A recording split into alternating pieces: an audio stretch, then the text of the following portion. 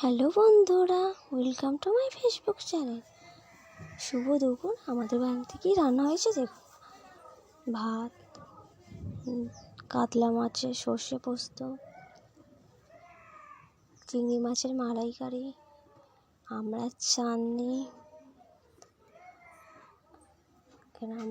হয়েছে। এখানে ভাজা আছে 3 ধরনের, কাঁচকলা ভাজা, আলু ভাজা, পটল ভাজা।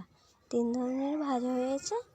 এখানে কলমি শাক ভাজা হয়েছে, দেখুন কলমি শাক ভাজা হয়েছে। আর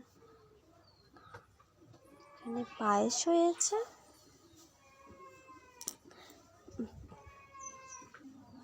আর এখানে মাংস হয়েছে।